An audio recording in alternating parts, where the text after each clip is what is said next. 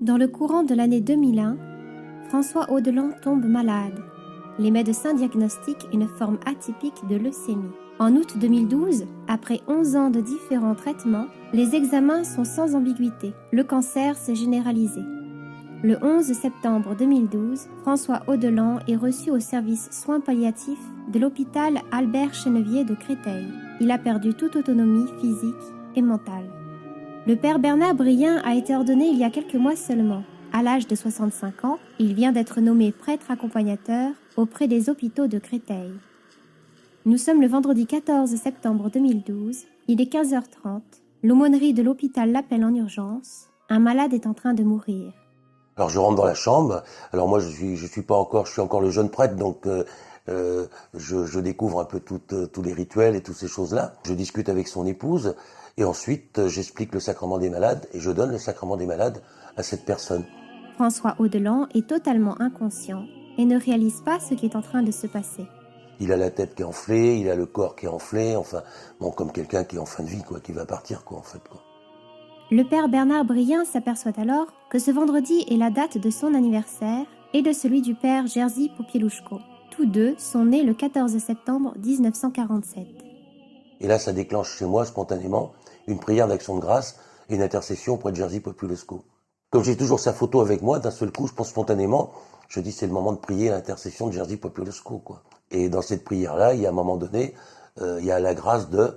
Donc je demande la grâce de guérison pour François, mon frère, et je prononce ces paroles tout simplement, puisque c'est ton anniversaire et c'est aussi le mien aujourd'hui. Si tu dois faire quelque chose pour mon frère François, fais-le. La nuit suivante, François Audelan se lève à 3 reprises pour aller aux toilettes. Fin septembre, des analyses sont réalisées dans le service d'hématologie. Elles confirment un recul très net de la maladie. J'avais été voir mon père spirituel, qui était un archevêque émérite, Père Maurice Fréchard, et j'avais été le voir en lui disant « Voilà ce qui m'arrive, qu'est-ce que vous en pensez ?» Et comme lui travaillait sur des causes de béatification, il me dit « Pour qu'il y ait un miracle, il faut que ça soit spontané et total, mais il faut aussi que ça soit vérifié dans la durée. » Donc là, ça a changé complètement mon approche, et on a décidé de ne rien dire pendant les premières semaines et les premiers mois, en attendant de voir comment que ça allait évoluer. En janvier 2013, de nouveaux examens sont effectués sur François Audelan. Les médecins constatent la disparition des cellules cancéreuses. La rémission est totale. Les autorités de l'Église vont à présent déterminer s'il s'agit véritablement d'un miracle.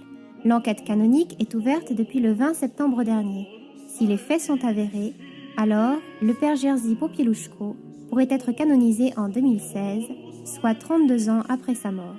Pour comprendre qui était Jerzy Popieluszko, nous sommes allés à la rencontre de Bruno Fanouki. Ce journaliste, grand reporter au quotidien Le Parisien pendant 20 ans, a couvert la Pologne des années 80. Moi, j'ai fait sa connaissance sous l'état de guerre. L'état de guerre venait d'être décrété en Pologne le 13 décembre 1981. Un certain nombre de Lech Walesa, bien sûr, mais beaucoup d'autres syndicalistes et opposants au régime communiste ont été arrêtés. Et le père Popieluszko a tout de suite eu l'idée, j'allais dire géniale, et on peut sans doute dire même miraculeuse, d'entamer très vite, de dire très vite des messes pour la patrie, qui s'appelaient même d'ailleurs messes pour la patrie et ceux qui souffrent pour elle. Le père Popieluszko est alors l'un des aumôniers du syndicat Solidarité, principal opposant au régime communiste.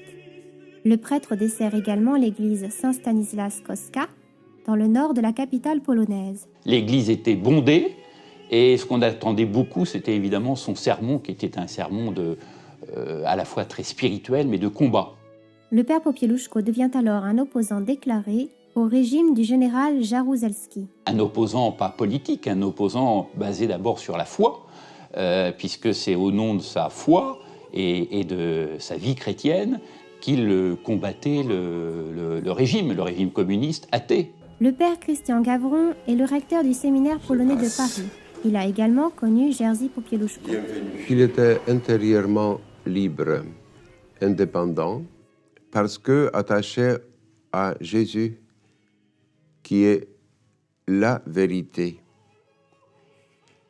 à Jésus qui est la miséricorde, et à Jésus qui est l'amour. Le père Popieluszko organise également chaque année le pèlerinage de Czestochowa, sanctuaire national de Pologne pour tous les ouvriers polonais. Sans le vouloir, sans le chercher, il est devenu un symbole, un patron de Solidarność. Les messes pour la patrie réunissent alors chaque mois des dizaines de milliers de fidèles. La popularité de Jerzy Popieluszko est telle qu'il devient une menace pour le régime communiste. Le 19 octobre 1984, le prêtre est enlevé par la police politique.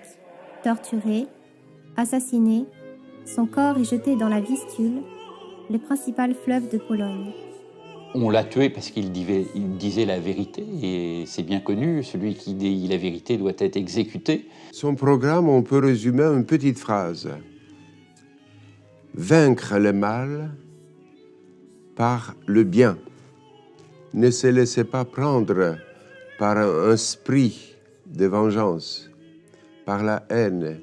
Il faut avoir ce bien à l'intérieur. Il faut avoir la vérité, Jésus, à l'intérieur. Et c'est lui qui nous donne la liberté. En novembre 1984, plus de 500 000 personnes se rendent à ses funérailles. Le culte est déjà commencé pour le père Popieluszko, parce que la semence du martyr est source de grâce, quoi.